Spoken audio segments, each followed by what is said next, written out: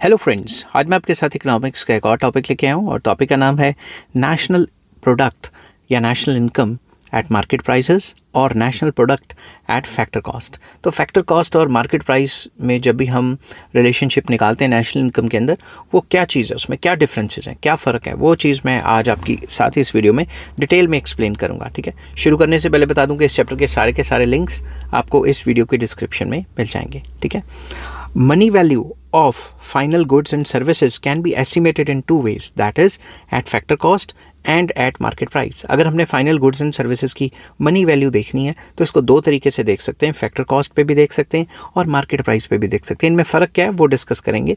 Factor cost refers to the factor payments made by firms to the owners of the factors of production for rendering productive services। तो factor cost होता है कि जब भी factors of production को ख़रीदा जाता है, एंटरप्रेन्योर ख़रीदता है तो उनको कितनी जो है कंपनसेशन के लिए कितना पैसे प्रोवाइड करता है। मतलब फैक्टर्स कॉस्ट मतलब उस चीज़ को बनाने के लिए कितना, फैक्टर कॉस्ट का मतलब उस पर्टिकुलर चीज़ को बनाने के लिए कितना खर्चा हुआ प्रोड्यूसर से। ठीक है, और उसमें सारी की सारी जो फैक्टर इनकम्स हैं वो आ जाती हैं, फैक्टर्स ऑफ प्रोडक्शन जो हैं उनकी तनख्वाहें आ जाती हैं। ठीक है, market price is the price at which a commodity is sold in the market। दूसरी तरफ देखें तो मार्केट प्राइस क्या होता है कि वो चीज़ जब मार्केट में बन के आएगी तो कितने में बिकेगी।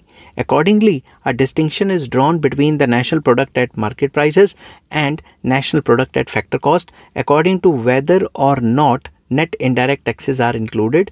तो सिंपल वर्ड्स में इनमें क्या फ़र्क है, इनमें ये फ़र्क है कि जो मार्केट प्राइस पे चीज़ आई है, ठीक है, वो क्या होता है, factor cost plus net indirect taxes. Simple words में तो जो मार्केट में चीज़ बिकती है उसमें फैक्टर की कॉस्टिंग तो इंक्लूड होती ही होती है।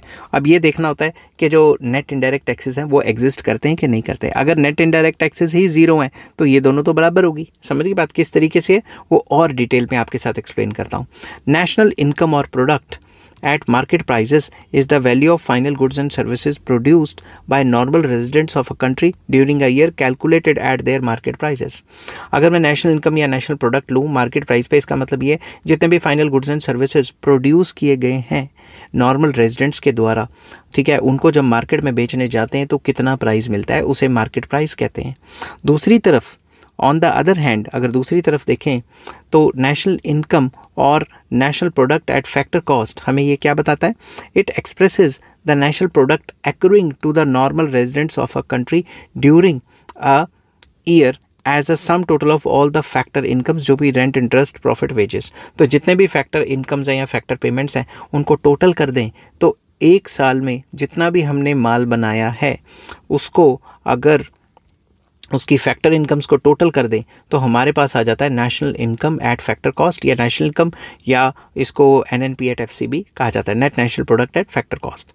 In every economy production is the result of the cooperation among the factors of production, namely land, labor, capital and entrepreneur या enterprise।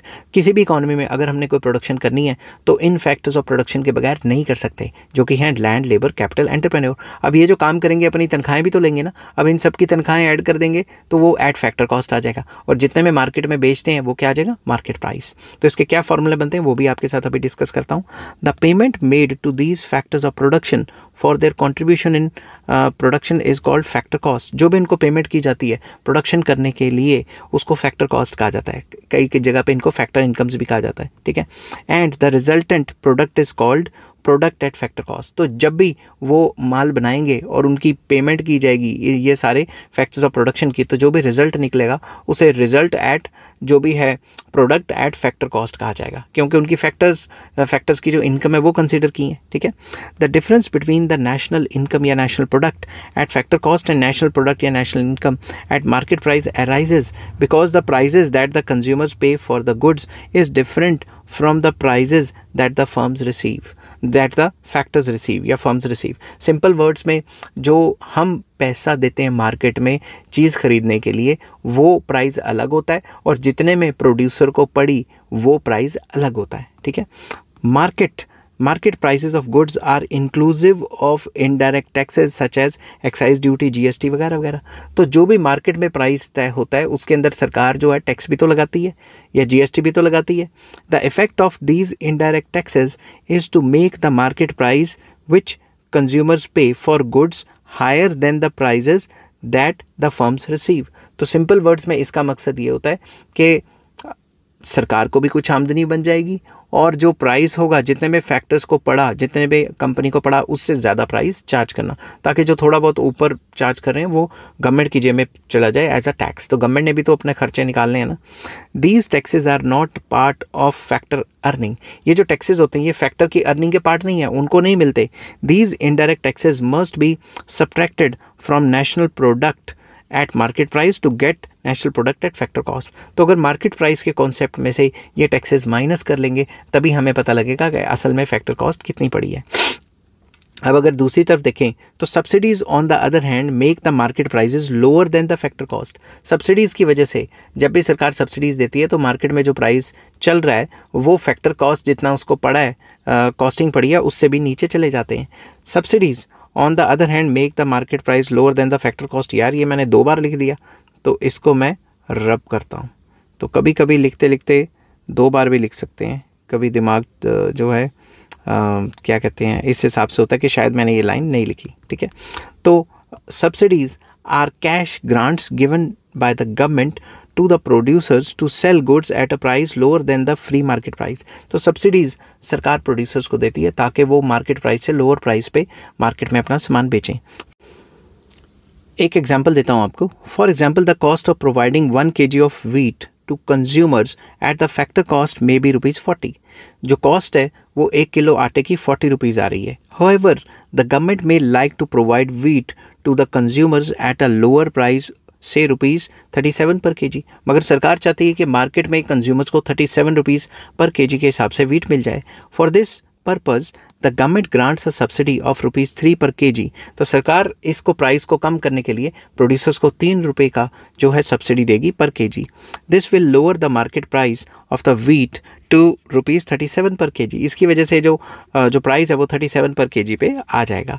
In this situation national product at market prices would be lower than the national product at factor cost.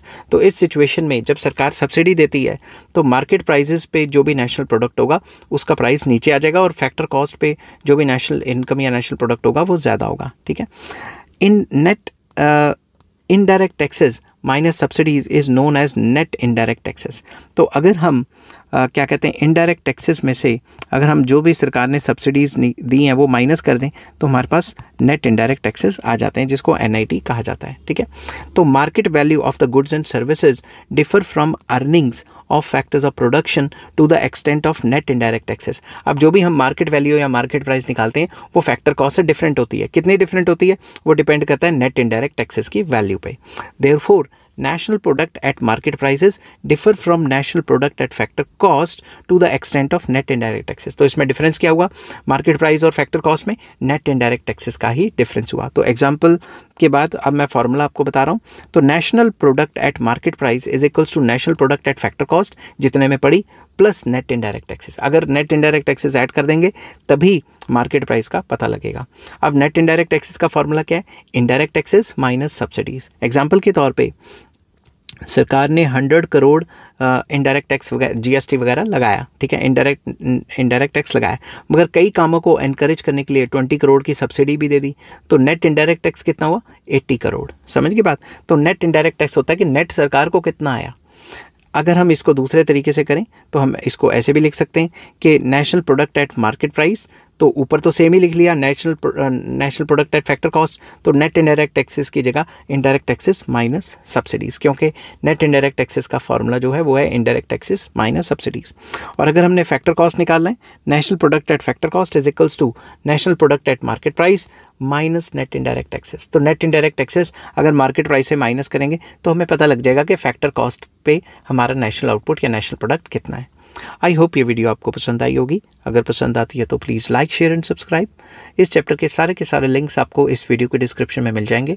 आप कहाँ से ये video देख रहे हैं वो comment में मुझे लिखें, मुझे भी पता लगेगा कि आप ये वीडियो कौन से जगह से देख रहे हैं। Take care, bye bye.